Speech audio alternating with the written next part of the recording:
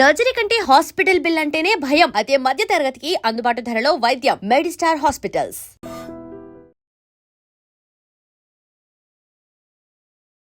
నమస్కారం, welcome to I dream. ధర్మ మార్గం విత్ విజిత కార్యక్రమానికి స్వాగతం.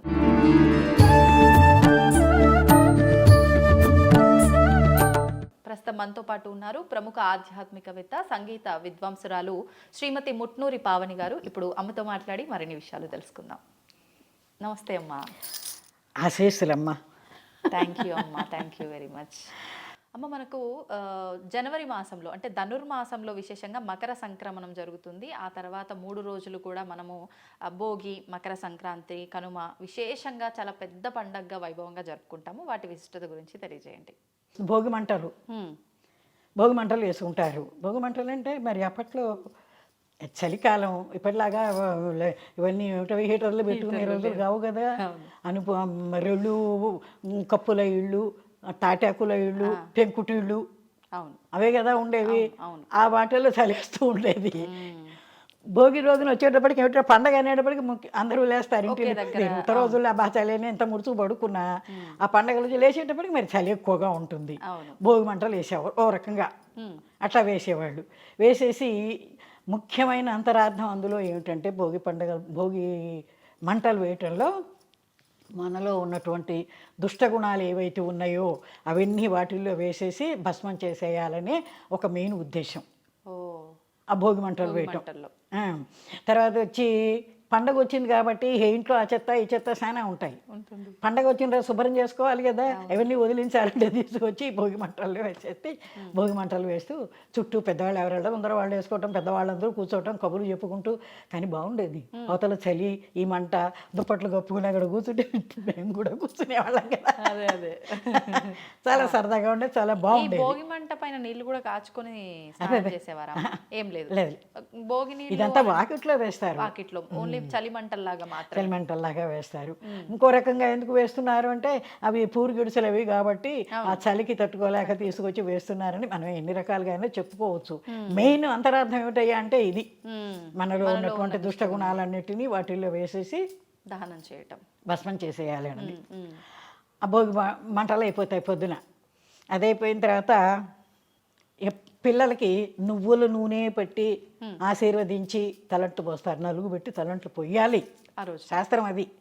నువ్వుల నూనె పెట్టుకోవాలి నెత్తి మీద పిల్లలకి పెట్టి ఒళ్ళంతా పెట్టి నలుగు పెట్టి చక్క తలంట్లు పోసేవాళ్ళు పండగ భోగినాడు. అది అయిపోయిన దగ్గర నుంచి మధ్యాహ్నం నుంచి బొమ్మలు పెట్టేవాళ్ళు. బొమ్మల కొలువు ఇప్పుడు దసరాల్లో పెడతారు. అదంతా తమిళనాడు వాళ్ళ ఆచారం, దసరాల్లో పెట్టేది. మన తెలుగు దేశాలకు వచ్చేటప్పటికి సంక్రాంతికే ఆ బొమ్మలు పెట్టడం అది. దానిలో ఏం చేస్తారంటే ఇప్పుడు ఆడపిల్లలు కదా బొమ్మలు పెడతారు కనుక ఒక పశువు ఇది చేసేది గౌరనుకో లేకపోతే వినాయకుడు అన్నా ఏదన్నా అనుకో, అది పెట్టేసేసి ఈ పిల్లల చేత ముందర అరేంజ్ చేస్తారు కదా బొమ్మలన్నీ పెట్టడానికి. ఆ మధ్యలో ఒక చోట ఈ ఆడపిల్లల చేత పెట్టించేసి ఇక చుట్టూ అన్నీ పెట్టేవారు. రామాయణ భాగవతాది కథల బొమ్మలు, ఏదో అరణ్యాలు, పులులు బొమ్మలు, అవి అలాంటివన్నీ రకరకాల ఇప్పుడు ఆ బొమ్మలు పెడుతున్నారులే. అది ఆ రకంగా ఆ బొమ్మలు కొలువు పెట్టేవాళ్ళు. బొమ్మలకు 3 రోజులు హరించి అక్కడ నైవేద్యం అది పెట్టడం అది ఉంటుంది. గౌరీదేవిని పెట్టారు. 3 రోజులు ఉంచాలా? 3 రోజులు ఉంటాయి. కొంతమంది సంక్రాంతి పురుషుడు అంటారు. ఆయన సంక్రమణ కొంత ఇళ్లలో ఆచారం ఉన్న వాళ్ళు పెట్టుకుంటారు. అవి కూడా పెడతారు. అందులో ఈ 3 రోజులు వాటికి చక్క మహానైవేద్యం అదంతా పెట్టడం అనేది ఉంటుంది. ఇట్లా మధ్యాహ్నం బొమ్మల కొలువు అరేంజ్ చేస్తారు. ఇది అయిపోయిన తర్వాత సాయంత్రానికి భోగిపళ్ళు. పిల్లలందరికీ అందరినీ పేరంటానికి పిలుస్తారు. మా పిల్లలకి భోగిపళ్ళు పోస్తున్నాం, పేరంటానికి రండి అని ఇళ్ళకి వెళ్ళి పిలిచేవాళ్ళు. అప్పట్లో ఫోన్లు ఎక్కడ ఉన్నాయి. అదే అప్పుడు సరే చక్కగా అందరూ పేరెంట్ వాళ్ళు వచ్చేవాళ్ళు. పెద్ద మొత్తైదుల చేత చక్కగా భోగి ఇవి తిప్పి పోయిస్తూ చేస్తుండే. శశిముఖులారే మన పసిబాలులకు భోగి పండ్లు పోయుదాము, శశిముఖులారే అద్దంపు చెక్కిళ్ళు ముద్దులను కూచుండ దిద్దిన కస్తూరి తిలకామింపై మెరయ శశిముఖులారా రారే మన్న పసిబాలులకు భోగి పండ్లు పోయుదాము శశిముఖులారా రారే మోహనకారులు మదన సుందరులు రంగుగా పీటపై రాణించుచున్నారు శశిముఖులారా రారే మూడేసి దోసిళ్ళు ముదముతో శిరముపై వేడుకతో పోయుదము నేడు మన పిల్లలకు శశిముఖులారా రారే అంటే అవి తీసుకుని అంటే అవి వాటిలో ఏం కలిపేవాళ్ళు అక్షింతలు మరి శనగలు నానేసిన శనగలు రేగి పళ్ళు తర్వాత బంతిపూల రేఖలు తర్వాత వచ్చి అప్పట్లో ఇందాక దమ్మిడి అయినా లేదని ఆవిడ పాడిందని చెప్పాను చూడు ఆ రోజుల్లో దమ్మిడి అని అనేవాళ్ళు అతను నేను ఎరుగున్నా దమ్మిడి అంటే 100 దమ్మిడీలు అయితే ₹1 ఆ తర్వాత నయా పైసలున్న పేరుతో వచ్చినాయి అవి కలిపేవారు ఆ దమ్మిడి అనేవాళ్ళు అవి రాగి నాణ్యాలు అన్నమాట అవి ఓకే ఓకే అది 2 దమ్మిడీలు అయితే యాగాని ఇది ఎందుకో లెక్క ఉన్నది అంటే ₹1 అమ్మ యాగాని దాని పేరు అంతే 2 యాగానీలు అయితే ఒక అర్ధన 2 అర్ధనాలు అయితే ఒక అణ 2 అణాలు అయితే ఒక బేడ 2 బేడలు అయితే ఒక పావల ఓ పావులకు ముందే ఇవన్నీ 2 పావలాలు అయితే ₹1 2 ₹1 రూపాయి వెండి రూపాయి నాణేలు ఉండేవి అప్పట్లో. ఇప్పుడు మీరు చెప్పిన ఈ బేడాలు ఇవన్నీ మీ దగ్గర ఒక్కటన్నా దాచుకున్నారా అమ్మ మా మనవరాళ్ళ దగ్గర ఉన్నాయి చెప్తోంది నిన్న ఇవన్నీ నేను మాట్లాడుతూ చెప్తుంటే నాన్నమ్మ నీ దగ్గర తీసుకున్నాము ఇవన్నీ ఎక్కడో ఉన్నాయి చూడాలంటుంది. చూసి పెట్టండి అమ్మ ఈసారి మనం వీడియో చేద్దాం దాని గురించి. అవునా అప్పటి నాణ్యాలు అవన్నీ రాగి నాణ్యాలే ఉండేవి అనమాట. అప్పుడు ఈ దమిడీలు వేసేవాళ్ళు అందులో రూపాయలు వేస్తున్నారు భోగి పళ్ళ దాంట్లో వీటిలో. అప్పుడు వాటన్నిటిని తీసుకుని 3 సార్లు ఇటు 3 సార్లు అటు పిల్లలకి తిప్పి ఆ భోగి పళ్ళు పోస్తారు. మగ పిల్లలకి ఆడపిల్లలకి 10 ఏళ్లలోపు పిల్లలకి అందరికీ పోస్తారు. ఇప్పుడు 5 ఏళ్ళు వచ్చేటప్పటికి ఏదో పెద్దవాళ్ళలాగా పోయటం మానేశారు. 10 ఏళ్ళ దాకా పోయొచ్చు. నేనైతే మా అబ్బాయిలకి 18 ఏళ్ళు వచ్చినా కూడా దేవుడి దగ్గర కూర్చోబెట్టి పోసేదాన్ని. మంచిది కదా, మంచి చీడపీడ లేకుండా పోతాయి అంటారు పిల్లలకి. ఆ దృష్టితోనే వీళ్ళని దేవుడి దగ్గర పెట్టేసి కూర్చోబెట్టి వాళ్ళకి పోసేదాన్ని. పేరెంటాలు తెలియవని ఇంట్లో చేసేదాన్ని. Okay okay. ఇప్పుడు ఇందులో ఈ రేగిపళ్ళు శనగలు ఇవన్నీ కలపడం వెనకాల ఉద్దేశం ఏంటమ్మా? అంటే ఇప్పుడు రేగిపళ్ళు అంటే ఒక సూర్య దీనికి చిహ్నం అంట. అది అవి నెత్తి మీద పడితే ఏదో సూర్యుడు ఆశీర్వచనము దానికి తప్పింది, దాని పవర్ ఏదో వాళ్ళకి అందటము ఇలాంటివి ఏవో ఉన్నాయి. ఇవన్నీ అక్షింతలు ఇవన్నీ శుభకార్యాలకి శుభానికి అన్నిటికీ వేసుకునేవే కదా ఈ దమిడీలు. వాళ్ళు పోస్తుంటే మేమంతా చిన్నపిల్లలు అంత చుట్టూ కూర్చునేవాళ్ళం దమిడీలు ఏరుకునేందుకు. అంత పోటీలు పడి ఆ పోసిన వాటిలో అవి ఏరుకుని నీకెన్ని వచ్చినాయంటే నీకెన్ని వచ్చినాయి దమిడీలు అనుకుంటూ కూర్చునేవాళ్ళం. అట్లా భోగి పళ్ళ పేరంటం అయిపోయేది. సాయంత్రం భోగి రోజు పొద్దున్న భోగి మంటలు, మధ్యాహ్నం బొమ్మలు పెట్టుకోవటం, సాయంత్రం భోగి పళ్ళు పేరంటం. మర్నాడు వచ్చేప్పుడు పెద్ద పండగ సంక్రాంతి పండగ, మెయిన్ పండగ అది. అప్పుడు దానికి ఎట్లా వస్తుంది? సూర్యదేవుడే శుభములనీయగా ఉత్తర దిశగా పయనము కాగా, సూర్యదేవుడే శుభములనీయగా ఉత్తర దిశగా పయనము కాగా, కొత్త బియ్యాల పొంగలి చేసి దేవదేవునికి నైవేద్యమిడగా సంక్రాంతి పండుగ వచ్చింది, సంబరాలెన్నో తెచ్చింది. ముఖ్యంగా ఆ కొత్త బియ్యం వస్తాయి కాబట్టి కొత్త బియ్యంతో పొంగలి చేసేవాళ్ళు. చేసి అది చేయాలి కంపల్సరిగా. ఓకే. అది అయ్యేటప్పటికి అసలు ఈ పండుగలు వచ్చేటప్పుడు సంక్రాంతి పండుగ వచ్చిందంటే అరిసెలు ముఖ్యంగా చేసేవాళ్ళు. అవునవును. అది ఆ పండుగలకి అవి కంపల్సరీ.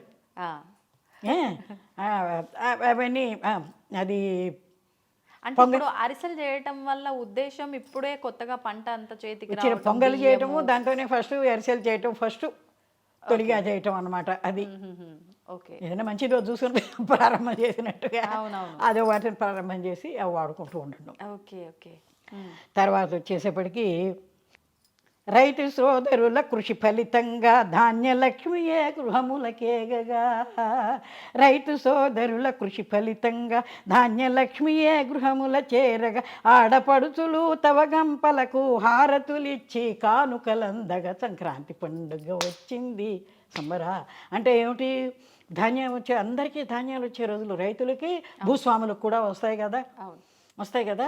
వీటిని ఏం చేస్తారంటే ఈ పండగ ముందరే ఒక వారం రోజుల ముందరే పాతాళ్ళు తవ్వేవాళ్ళు. పాతాళ్ళు అంటే 2-3 గజాల లోతు భూమిలో తవ్వేవాళ్ళు. తవ్వేసి బాగా రూమ్ అంత మేర పెద్ద ధాన్యాన్ని బట్టి ఎక్కువ ధాన్యం దాచటానికి చేసి ఆ గడ్డి వస్తుంది కదా, వాటితో గడ్డి అంతా చుట్టూను కింద అంతా పరిచి పెట్టేవాళ్ళు. తర్వాత వచ్చేటప్పటికి ఆడపడుచుల చేత ఏం చేస్తారు, 2 పిడకలు తీసుకొచ్చి, మరి ఏమిటో దాని ఉద్దేశం తెలియదు కానీ 2 పిడకలు తీసుకొచ్చి దానికి పసుపు దారాలు చుట్టి దాని మీద పసుపు కుంకుమ పూలు ఇవన్నీ పెట్టి ఇంటి ఆడపడుచులు ఉంటారు కదా, వాళ్ళని తీసుకొచ్చి వాళ్ళ చేత ఆ పాతట్లో ఫస్ట్ పెట్టిస్తారు, వాళ్ళ చేత తవగంప అంటారు దాన్ని. ఓకే, అట్లా పెట్టించేవాళ్ళు. వీళ్ళు పెట్టేసి వచ్చిన తర్వాత ఎవరు ధాన్యం అంతా పోసేసి పైన అదే గడ్డి కప్పేసి పైన మట్టితో మూసేసేవాళ్ళు పాతాళ్ళు. మంచి మాగేవి, మంచి బలంగా ఉండేవి. అంటే ఎప్పుడు అవసరం ఉంటే అప్పుడు తీసుకోవడానికి కొంతమేర తీసేసి అక్కడి నుంచి ఒడ్లు తీసుకుని మరబట్టేసుకుని వాడుకుంటూ ఉండేవాళ్ళు. ఓకే. మా నాయనమ్మ 7 అన్నదమ్ములకి చెల్లెలు ఆవిడే. వాళ్ళకి ధాన్యం వస్తే ఇట్లాగే పాత్రలో తవగంప పెడితే ఆవిడికి అప్పట్లో బంగారాలు ఒక సంవత్సరం ఏమో చేతికి అరవంకి చేయించారు, ఓ సంవత్సరం వచ్చి కాసుల దండ, ఓ సంవత్సరం వచ్చి కంటే ఇట్లా పెట్టి ఆడపడుచు, ఆవిడొక్కతే ఆడపడుచు. ఎన్ని తులాలు ఉండేనో మీ నాన్నమ్మ గారికి బంగారం దీన్ని బట్టి? అప్పుడు ఎంత బంగారం ఖరీదు ఉందమ్మా, ఎంత ఉండేదో అమ్మ అప్పట్లో? అయ్యా మా ఇప్పుడు మన 56 పెళ్ళయిందనుకో, 60-65 ఆ ప్రాంతాల్లోనే 73 తులం రూపాయలు బంగారం.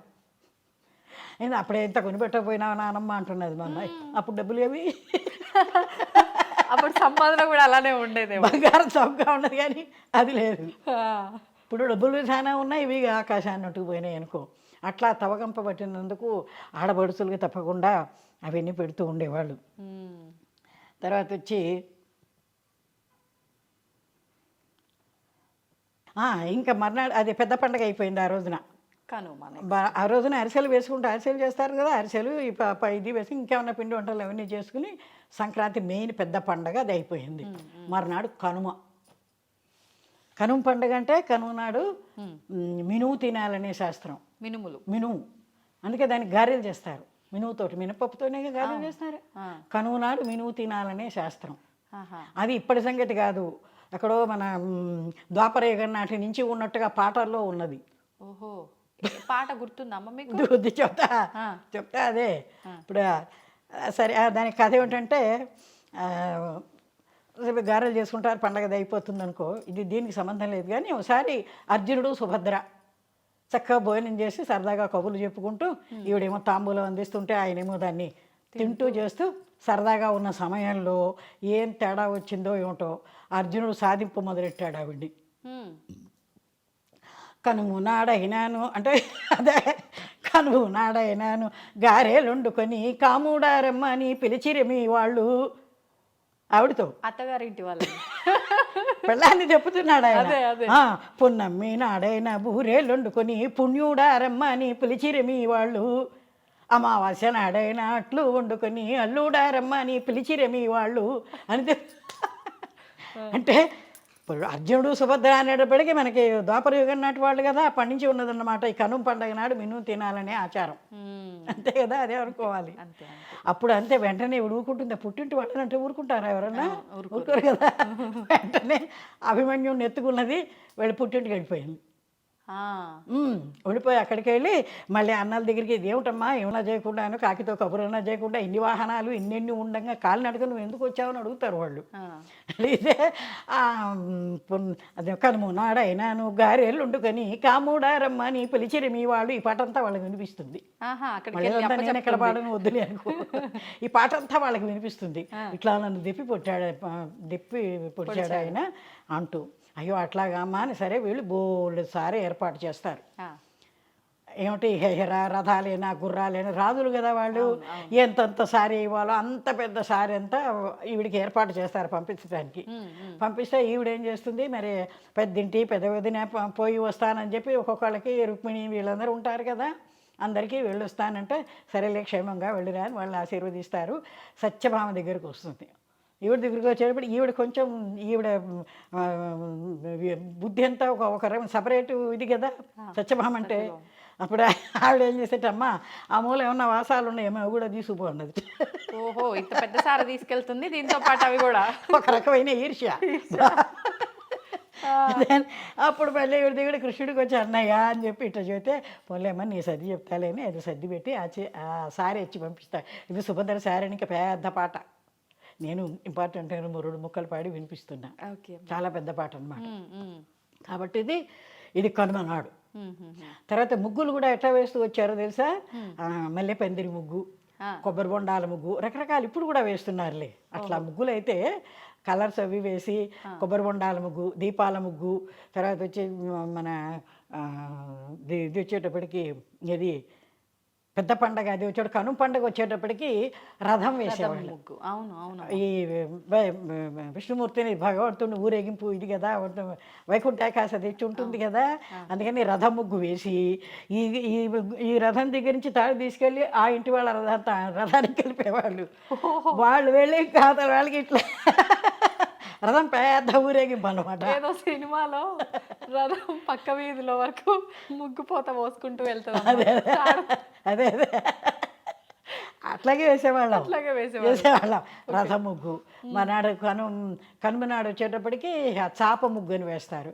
తాటాకు చాప ఎట్లా వేస్తారు, ఇట్లా నుంచి అల్లినట్టుగా ఉంటుంది కదా, అలాంటి చాప ముగ్గు వేసేవాళ్ళు ఇవ్వటం మరి దాని ఉద్దేశం. ఇది సంక్రాంతి పండగ వైభవం పల్లెటూర్లలో జరిగేటటువంటి ఇది. ఇక్కడే దీనిప్పుడే కూష్మాండ దానం అని ఇస్తారు ఈ సంక్రాంతి పండగల్లోని. కూష్మాండం అంటే బూడిద గుమ్మడికాయ దానం ఇచ్చేవాళ్ళు. ఇచ్చి దాంతో పాటుగా బ్రాహ్మడికి దాంతో పాటుగా వాళ్ళకున్న దాన్ని బట్టి అరబస్తానో బస్తానో ధాన్యం కూడా వాళ్ళకి ఇస్తూ ఉండేవాళ్ళు దానంగా. అట్లాగే బలిచక్రవర్తి కూడా ఇక్కడికి వస్తాడని శాస్త్రం ఉన్నది. ఎందుకంటే వామనావతారంలో బలిచక్రవర్తిని పాతాళాన్ని నొక్కేస్తాడు కదా, అప్పుడు ఆయనకి వరం ఇస్తాట, ఈ సంక్రాంతి ధనుర్మాసం రోజుల్లో నువ్వు భూలోకంలో సంచారం చేయవచ్చు అని. అందుకని ఆయన కూడా వస్తాడని ఏం చేసేవాళ్ళు, ఇప్పుడు ఈ పంటలు వస్తాయి కదా అవన్నీ ఓ బస్తాడు ఒడ్లు అయితే ఒక చోట పెట్టేసి, ఇప్పుడు ఈ గంగిరెడ్ల వాళ్ళు రాని హరిలో రంగారాని వీళ్ళు ఎవరన్నా రాని ఏ టైంలో ఏ వేషంలో వస్తాడో ఆ బలిచక్రవర్తి, అందుకని వచ్చిన వాళ్ళందరికీ లేదనకుండా ఒక పెద్ద సోలలు తవలు మానికలు అనేవాళ్ళు అప్పట్లో అదొకటి పెట్టేవాళ్ళు. అది పెట్టి దాంతో వాళ్ళకి ఇస్తుండమా అని మాకు పిల్లలకి అప్ప చెప్పేవాళ్ళు. ఎవరు వచ్చిన దానం ఇవ్వడానికి ధాన్యం ఇస్తే ఎవరు తీసుకుంటున్నారమ్మా, డబ్బులు డిమాండ్ చేస్తున్నారు. అదే ఇప్పుడు బాబు వెంకరావులే చెప్తున్నా, అసలు అప్పటి ఆచారాలు అందరూ అట్లాగే తీసుకునేవాళ్ళు కూడా. ఆ ధాన్యం అదే అందరికీ పంచిపెట్టడం ఉద్దేశం కూడా ఏమిటంటే వాళ్ళు ఒక్కొక్కళ్ళకే దాని అనుభవం కాకుండా అది 10 మందికి దీన్ని పంచిపెట్టే ఉద్దేశం కూడా ఒకటి అందులో ఉన్నట్టుగా మనకి చెప్తారు. అందుకని వచ్చిన అందరికీ వాటిని పందారం చేస్తారు.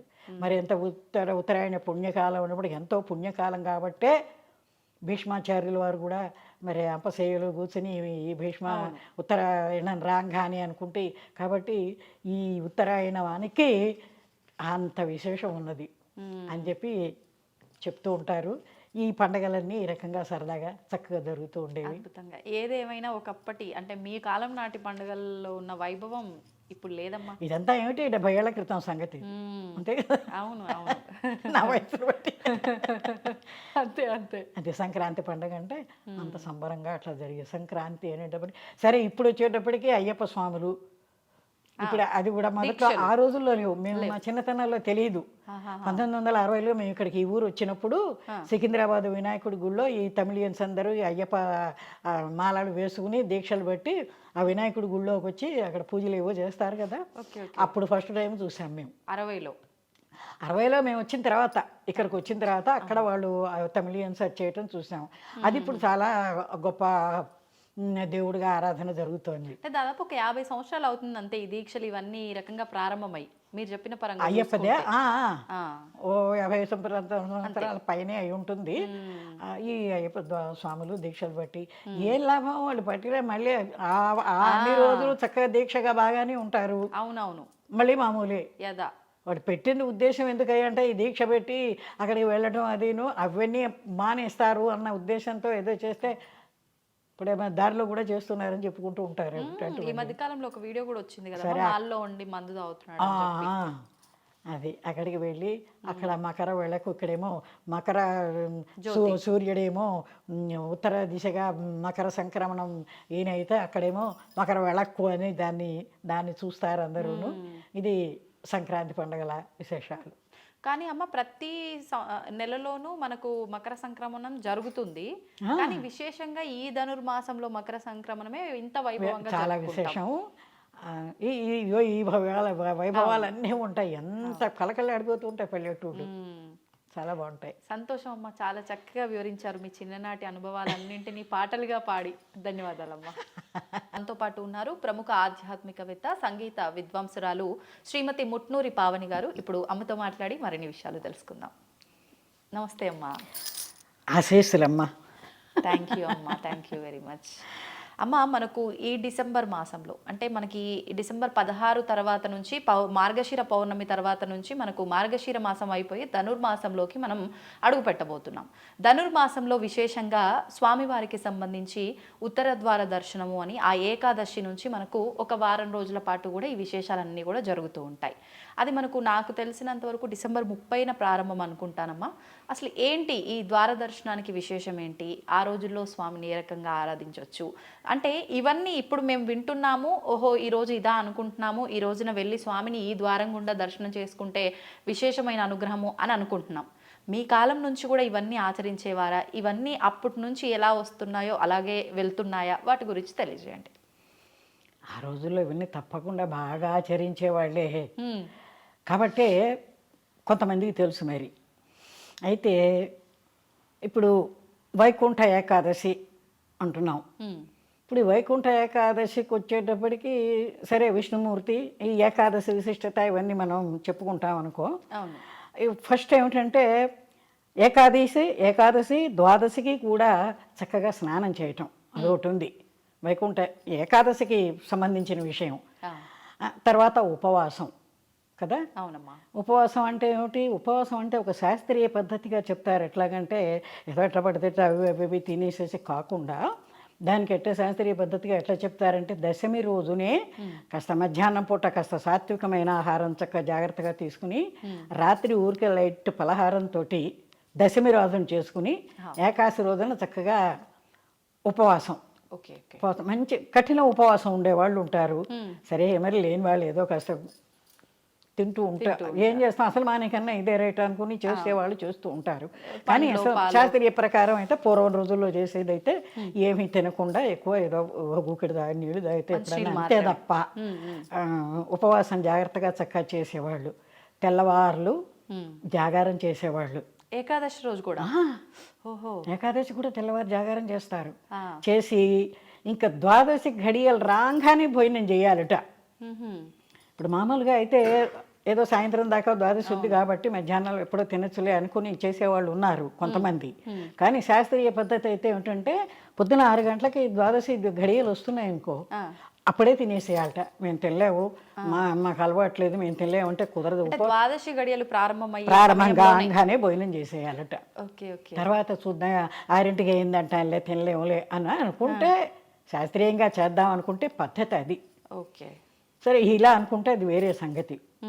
ఇప్పుడు ఏకాదశి రోజు అన్నం ఆహారం తినకూడదు అనడానికి కూడా ఒక రీజన్ ఉందంటమ్మా. అదేంటి? అదే దానికి కూడా ఎందుకంటే ఇప్పుడు మిగతా రోజుల్లో అంతా ఏమిటంటే రకరకాల వంటల్లో రకరకాలుగా చేసుకుని పిండి వంటలు అవి ఇవి ఇవి తిని 15 రోజులు బాగా ప్రతి నెలలో 2 ఏకాదశులు వస్తాయి. అవును, బాగా తింటూ ఉంటారు. ఒక రకంగా మన వైద్యపరంగా ఆలోచించేటప్పటికీ ఇన్ని రోజులు ఇంత బాగా తిన్న వాళ్ళకి ఒక రోజున ఏకాదశి రోజున అటు ఉపవాస పుణ్యం ఉంటుంది, ఇటేమో ఆరోగ్యరీత్యా కూడా బాగుంటుందని ఒక రోజున మానేసేస్తే మంచిది అనేది ఒక వైద్యరీత్యా కూడా చెప్తారు. దీనికే మన చిన్నతనంలో ఒక హాస్యంగా ఒక ఒక భక్తురాలు అన్నీ చేయాలని ఆవిడకి ఆశ. కానీ ఏమీ చేయలేని తన దుర్బలత్వాన్ని బయట పెట్టుకుంటూ భగవంతుని ప్రార్థిస్తూ ఒక పాట పాడుతుంది. ఏ పాట? అది పాడు వినిపించనా? పాడండి. రక్షించరా రాధా కృష్ణ, పక్షి వాహన నన్నుపేక్ష సేయకురా, రక్షించరా రాధా కృష్ణ. ఏకాశి ఉపవాసమెప్పుడు ఉందామంటే ఆకలి బాధకు నేనోర్వలేను, రక్షించరా రాధా కృష్ణ. పోని స్నాన సంధ్యలు చేసి తరించుదామంటే చన్నీళ్ళల్లో మునిగి చలి కోర్వలేను, రక్షించరా రాధా కృష్ణ. అన్నదానము చేసి తరించుదామంటే ఒరులకు బేటంగా నేనోర్వలేను, రక్షించరా రాధా కృష్ణ. పోని అని దాన ధర్మము చేసి తరించుదామంటే చేతనొక దమ్మిడి అయినాను లేదు, రక్షించరా రాధా కృష్ణ అంటూ ఒక అమాయకురాలనుకో, లేకపోతే ఇవన్నీ చేయటానికి బద్ధకిష్టురాలు అనుకోవచ్చు, ఏదైనా అనుకోవచ్చు మనం. ఈ రకంగా ఆవిడ ప్రార్థన చేసి దీన్ని ఒక సరదాగా మా చిన్నతనంలో పాడుతూ ఉండేవాడు. అట్లాగే ఇంకో ఉపమానం కూడా చిన్న ఒక కథలాగా ఎట్లా చెప్తారంటే, ఒక పెద్ద ఆవిడ మర్నాడు ఏకాశి ఉపవాసం ఉందా అని ఉన్నది ఆవిడకి. తెల్లవారితే ఏకాశి ఉపవాసం ఉండాలి, తెల్లవారితే ఏకాశి, తెల్లవారితే ఏకాశి, తెల్లవారులు తింటుండే కూర్చున్నది. అప్పుడు ఉపవాసం ఉండాలని తెల్లవారేదాకా తిని అప్పుడు ఉపవాసం ఉండట్టు అట్లా సరదాగా కథలు మా పెద్దవాళ్ళు చెప్తూ ఉండేవాళ్ళు, నవ్వుకుంటూ ఉండేవాళ్ళు. అవి ఇప్పుడు నేను కూడా సరదాగా మీతో పంచుకుంటున్నాను నేను ఆ సరదాని. అట్లా ఆ రకంగా మన ఏకాదశి ఉపవాసం చేసి చక్కగా ద్వాదశి పారాయణ చేస్తే అది ఎంతో ఆరోగ్యరీత్యా అటు ఆధ్యాత్మిక పరంగా చక్కటి అనుగ్రహం దొరుకుతుంది. రెండు రకాల. ఇకపోతే ఉత్తర ద్వార దర్శనం దగ్గరకు వచ్చేటప్పటికి ఒక్కసారి భగవంతుని ప్రార్థన చేసుకుని కృష్ణాయ వాసుదేవాయ హరయే పరమాత్మనే ప్రణత క్లేశనాశాయ హరి గోవిందాయ నమో నమః,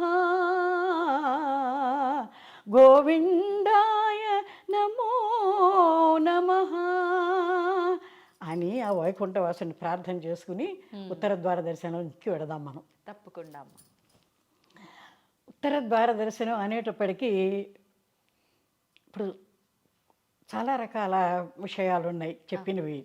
ఎట్లాగంటే ఇప్పుడు ముఖ్యంగా ఉత్తర ద్వార దర్శనం అంటే వైకుంఠంలోకి వెళ్ళాలన్న సాధన. దానికి ఉండవలసింది ఏమిటి అంటే సత్వగుణం ప్రధానంగా ఉండాలని చెప్తారు. మనలో సత్వ రజస్ తమో గుణాలు ఉన్నాయి కదా, 3 గుణాలు ఉన్నాయి. సత్వగుణమే ప్రధానంగా ఉండాలి. ఈ ఆధ్యాత్మిక భగవంతుని చేరుకోవాలనుకుంటే ఉండవలసింది సత్వగుణమే.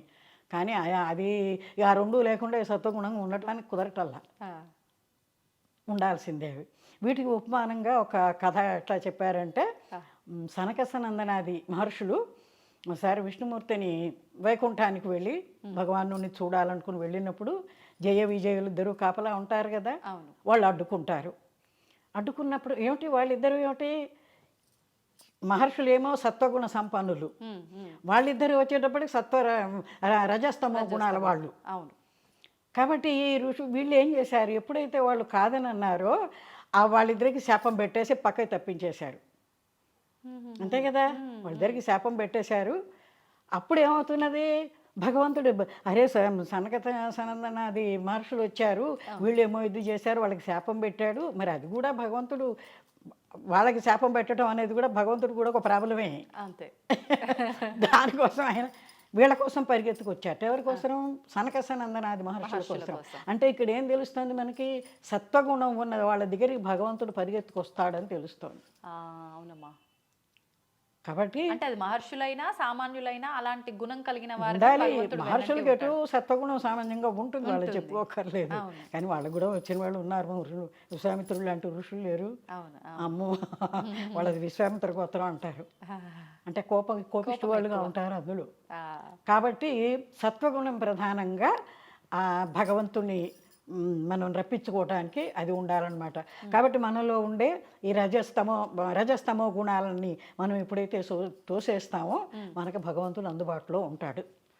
ఓకే ఓకే అనేది ఒకటి. ఇది వైకుంఠానికి వెళ్ళడానికే కదా వెళ్ళారు వాళ్ళు ఋషులు.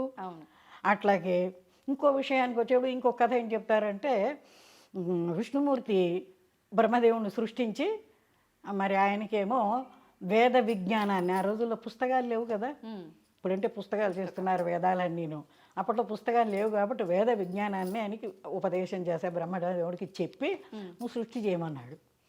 ఆయన దగ్గర నుంచి ఈ విష్ణుమూర్తి గారి చెవిలో నుంచి వచ్చిన మధుకైటభులు అనే రాక్షసులిద్దరూ ఆ వేద విజ్ఞానాన్ని ఎత్తుకుపోయారు. వాళ్ళు ఎత్తుకుపోయేటప్పటికి సరే ఇప్పుడు బ్రహ్మదేవుడు చూసుకునే, అయ్యో ఇప్పుడు ఎట్లా చేయాలి, నేను సృష్టి ఎట్లా చేయాలి, నా విజ్ఞానం కాస్త వెళ్ళిపోయింది, ఏం చేయాలని వెతుక్కుంటూ విష్ణుమూర్తి దగ్గరికి వచ్చేసేసి ఇట్లా జరిగింది, ఇప్పుడు నేను ఏం చేయాలి అని చెప్పి ఆయన్ని అడిగితే, సరే విష్ణుమూర్తి ఏం చేస్తారంటే ఈ రాక్షసుల్ని ఇద్దరిని, ఎందుకర్రా ఆయన దగ్గర నుంచి ఆ వేదాలు తెచ్చుకున్నారు, మీరు ఏం చేసుకుంటారా, ఆయనకి ఇచ్చేయండి అని చెప్పాట. పాపం మంచిగా చెప్తే వాళ్ళేమో మేమేమో బొమ్మన్నట్టు వాళ్ళు. అప్పుడు ఈయన మీకు కావాల్సిన వరం ఏదన్నా నేను ఇస్తాను, అదైతే ఆయనకి ఇవ్వండి, మీరు ఏది కోరితే అది వరం ఇస్తాను నేను, ఆయనకి ఇవ్వండి అని విష్ణుదేవుడు అనేటప్పటికీ వాళ్ళు ఏం చేశారట, నువ్వేంటి మాకు వరం ఇచ్చేది, సరే నువ్వు మాతో యుద్ధం చేయి, మేము కోరేది ఏమిటంటే నువ్వు మాతో యుద్ధం చేయి, తర్వాత చూద్దాం వేదాల సంగతి అన్నారట వాళ్ళు. నెల రోజులు యుద్ధం చేయమన్నారట. నెల రోజుల పాటు. దేవి భాగవతంలో అయితే ఈ మధుకైటపులు 5,000 సంవత్సరాలు స్వామితో యుద్ధం చేసినట్టుగా ఉన్నది. 5,000 ఈ వేదాలు తీసుకురావటం కోసరం. అట్లా సరే ఈ మేము నాతో యుద్ధం చేస్తే అప్పుడు సంగతి చూద్దామని. సరే విష్ణుమూర్తి యుద్ధం చేసేసి వాళ్ళని చంపేశాడు. చంపేసిన తర్వాత పాపం ఈయనకి జాలి వేసిందిట. పాపం వాళ్ళ అమాయకులు, సరే లేదు వీళ్ళకి కాస్త మోక్ష ప్రాప్తి ఇద్దామని చెప్పి వీళ్ళ కోసం వైకుంఠ ద్వారం తెరిచారట విష్ణుమూర్తి. మొదటిసారి మధుకైటపుల కోసరం వీళ్ళని చంపేసిన తర్వాత, అంతకుముందు ఏమైనా జరిగినాయేమో తర్వాత, వీళ్ళ విషయానికి వచ్చేటప్పటికి వీళ్ళ కోసం తెరిచాట ఆ వైకుంఠ ద్వారం, ఉత్తర ద్వారం. ఓకే ఓకే ఓకే తీసుకెళ్ళి వీళ్ళ లోపలికి తీసుకెళ్ళాట. తీసుకెళ్ళేటప్పటికి అక్కడంతా మరి విష్ణుమయం, విష్ణుమూర్తి ఆకారాల్లో ఉన్నారు అందరూ, చాలా ఆనందంగా ఉంది, ఎంతో ఇదిగా ఉందిట. వీళ్ళకి చాలా నచ్చిందిట. అరే మనం ఎంత పొరపాటు చేసాము, మనం ఈ చేసిన పనులన్నీ తప్పుడు పనులే చేశాం కదా, వేదాలను సంవరించాము, ఆయన్ని యుద్ధం చేయమన్నాము, దేవుడితో ఆయనతో మనం యుద్ధం చేశాము, వీళ్ళు మనం చాలా తప్పు పనులు చేశాము, అయితే ఒక పని చేద్దాం, ఆయన మనకి వరం ఇస్తానన్నాడుగా, అంటే నువ్వేమిటి ఇచ్చేది పొమ్మన్నా, మనవేను పొగరు కొద్దీను, కాబట్టి ఆ వరం ఇప్పుడు అడుగుదాం. ఏమిటి అంటే, స్వామి మరి మమ్మల్ని మీ ఈ వైకుంఠ ద్వారాలు ఉత్తర ద్వారం తెరిచారు కదా, లోపలికి తీసుకెళ్ళారు కదా, ఆ ద్వారాల దగ్గర మమ్మల్ని ఇద్దరినీ పెట్టండి శాశ్వతంగా. అక్కడ పెడితే ఏమిటంటే ఇప్పుడు మిమ్మల్ని చూడటానికి వచ్చే వాళ్ళందరూ ముందర మమ్మల్ని చూస్తారు కదా, మమ్మల్ని చూసినప్పుడు మన కథ అంతా తెలుస్తుంది కదా వాళ్ళకి, ఆ రకంగా మేము లోకంలో ప్రసిద్ధి చెందుతాం, పేరు వస్తుంది మాకు. అదైపోయిన తర్వాత మరి ఇంతటి రాక్షసుల్ని భగవంతుడు కరుణించి వాళ్ళ ద్వారపాలకులుగా అక్కడ ఉండేందుకు ఆ స్వర్గాన్ని, ఆ వైకుంఠాన్ని తీసుకెళ్ళాడు విష్ణుమూర్తి అని, నీకు కూడా పేరు వస్తుంది, స్వామికి పేరు, అదే నీకు కూడా వస్తుంది, పేరు వస్తుంది అని. ఇంకోటి ఏమిటంటే, మమ్మల్ని అక్కడ పెట్టారు, సరే మీకోసం వచ్చేవాళ్ళని, అదే మీ దర్శనం కోసం వచ్చేవాళ్ళు ఉంటారు కదా, అవును, వాళ్ళందరికీ కూడా ముక్తిని ప్రసాదించు, మమ్మల్ని తలుచుకుంటారు, నిన్ను తలుచుకుంటారు, నీ దర్శనం చేసుకుంటారు వాళ్ళందరికీ ముక్తిని ప్రసాదించు ఓకే. అని, అంటే తను నిస్వార్థంగా వాళ్ళ వరకే కాకుండా అవును. లోకంలో అందరి మంచి కూడా. మరి దేవతలు ఏమిటి మానవులు ఏమిటి అందరూ దర్శనం చేసుకోవటానికి చెప్పి వాళ్ళందరికీ నువ్వు ముక్తి తప్పకుండా ఇవ్వు మా కోసం, ఇప్పుడు మా పేరు కూడా బయటికి రావటం కోసం నువ్వు వాళ్ళకు అవును. ముక్తి ఇవ్వాల్సిందే అన్న విధానంగా వాళ్ళు ఆయన్ని ప్రార్థించి ప్రార్థిస్తారు ఆయన్ని. సరే ఆ రకం సరేనని అప్పుడు విష్ణుమూర్తి సరే ఒప్పుకున్నాలే అని వాళ్ళని ద్వారపాలకులుగా ఆ ఉత్తర ద్వారం దగ్గర పెట్టారట. ఇంకా ఏమిటంటే విశేషం, ఉత్తర ద్వార దర్శనం అంటున్నాం. అవునమ్మా.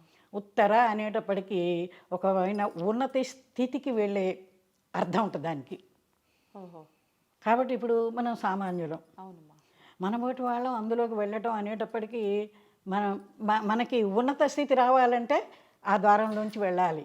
ఉత్తర ద్వార దర్శనం అంటే మన ఉన్నతిలోకి తీసుకు వెళ్ళేటటువంటి ద్వారం అది. ఓకే. అదే ఆ రకంగా అదొకటి చెప్తారు. తర్వాత వైకుంఠం అనేటప్పటికీ, కుంఠము అంటే నశించనిది. వైకుంఠం అంటే దాన్ని నశింపు లేదుట. ఈ ప్రళయం వచ్చి ఇవన్నీ మునిగిపోయినా చేసినా కూడా అది మాత్రం మునిగిపోదుట. అందుకనేది వైకుంఠం అనే దానికి పేరు వచ్చింది. కాబట్టి ఇప్పుడు ఆ వైకుంఠ ఇప్పుడు విడిగా కూడా గుళ్ళల్లోకి వెళ్ళి చూడలేని వాళ్ళు ఉంటే ఇళ్లలో కూడా పెట్టుకుని ఉత్తర దిక్కుగా దేవుణ్ణి పెట్టుకుని అట్లా దర్శనం చేసుకుంటూ ఉంటారు. అట్లా చేయొచ్చు అంటారమ్మా? వాళ్ళు అడిగారు పెట్టుకుంటారు కాబట్టి మేము అక్కడికి వెళ్ళాలి కదా, మరి వీళ్ళు కూడా ఇప్పుడు సాక్షాత్తు విష్ణుమూర్తి ఉన్న వైకుంఠానికి వెళ్ళినప్పుడే ద్వారం దగ్గర పెట్టుకున్నప్పుడు అదే రీతిగా అన్ని చోట్ల ఉండాలి కదా. అందుకోసమని కాస్త పెద్ద పెద్ద ద్వారాలు పెట్టుకోమని చెప్పు వాళ్ళకి చెప్పేట. ఎందుకంటే వీళ్ళు రాక్షసులు కదా, ఇవన్నీ జోకులుగా చెప్పినట్టుగా వాళ్ళు అడిగారు. నిజమే, జోకుని కాదు. అటువంటి ఉన్నతమైన స్థితికి తీసుకువెళ్ళేటటువంటి విశేషమైనది ఉత్తర ద్వార దర్శనం. అంటే కానీ ఉత్తర దిక్కు కానీ కాదు. ఇప్పుడు అంటే ఉన్న స్థితి నుంచి ఉత్తమ స్థితికి తీసుకెళ్లేది ఈ వైకుంఠ ద్వార దర్శనం. విశేషంగా ధనుర్మాసంలోనే ఎందుకనమ్మా? ధనుర్మాసంలోనే వస్తుంది అది. అదే అంటే అప్పుడు జరిగింది, వాళ్ళు అడిగింది అన్ని తర్వాత ఉత్తరాయణ ప్రవేశం అదంతా వస్తుంది కదా. అదే ధనుర్మాసంలోనే వస్తుంది కాబట్టి ఆ వైకుంఠ ఏకాదశి అని దానికి మొదటి నుంచి ఎన్నో ఏకాదశులు ఉన్నాయి కదా. వాటిల్లో తొలి ఏకాదశి ఒకటి, 24 ఆషాఢ మాస 24 ఏకాదశి ఆకామావై అంటారు. అది సముద్ర స్నానాలకి. తొలి ఏకాదశి, తర్వాత వచ్చి భాద్రపద ఏకాదశిట, తర్వాత వచ్చి కార్తీక ఏకాదశి, ఈ మార్గశిర ఏకాదశి. ఈ వీటిని ఇంకా విశేషంగా చెప్తారనమాట. తొలి ఏకాదశి రోజున ఆయన నిద్ర అనే నిషతోటి వెళతారు కదా, చాతుర్మాస దీక్ష అని చెప్పి వెళతాడు. మనకి కార్తీక మాసం వచ్చేప్పుడు క్షీరాబ్ది ఏకాదశి అని అనుకుని చేసాం. అప్పుడు ఆయన లేవడుట, ఊరికే ఇటు నుంచి అటు పక్కకు ఒత్తికెళ్తాడట విష్ణుమూర్తి. అది అక్కడ విశేషం. ఇప్పుడు కళ్ళు తెరుస్తాడట. ఈ వైకుంఠ ఏకాదశికి కళ్ళు తెరిచి తన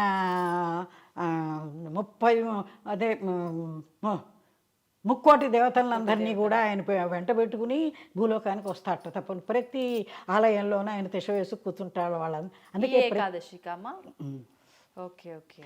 అందుకే ఈ ఏకాదశికి అన్ని చోట్ల వైష్ణవ ఆలయాలన్నీ వెలిగిపోతూ ఉంటాయి. తెల్లవారుజామున లేచి పూజలు ఇవి చేస్తూ ఉంటే మా చిన్నతనంలో దూరిపూళ్ళ మా తాతగారు వాళ్ళు వింటూ ఉంటే గోపాలస్వామి గుడి ఒకటి ఉండేది, పెద్ద ఢంకా ఉండేది అక్కడ. ఆ ఢంకాని కొట్టేవాళ్ళు, ఢామ్ ఢామ్ అని కొడితే ఊరంతా వినిపించేది అనమాట. అది వినంగానే గబగబా లేచేసి మేము మొహాలు కడుక్కుని వాకిట్లో బాదం చెట్టు ఆకులు తీసుకుని వెళ్ళేవాళ్ళం. వేడి దద్దోజనాలు, పులిహోరలు, తెల్లవారేటప్పుడు ప్రసాదం. అప్పుడేం తెలుసు మనకి, దేవుడే భక్తి మనకి తెలియదు పిల్లలప్పుడు. ప్రసాదం కోసం అట్లా వెళ్ళేవాళ్ళం. అట్లా వెళ్ళి ఆ ప్రసాదాలు తెచ్చుకుంటూ ఉండేవాళ్ళం. ఇది ధనుర్మాసంలో ప్రారంభంతో వైష్ణవాలయాలన్నీ అట్లా వెలిగిపోతూ ఉంటాయి. ఓకే. అంటే ఇంకా ధనుర్మాస ప్రారంభమే స్వామివారి ఉత్తర ద్వార దర్శనంతో మొదలైపోతుంది. ఇంకోటి ఏమిటి చెప్తారంటే, ఇప్పుడు సూర్యనారాయణమూర్తి అంటున్నాం మనం, నారాయణుడు అంటున్నాం కూడా, ఆయన కూడా నారాయణమూర్తి, నారాయణ అవతారం అని అంటారు కదా.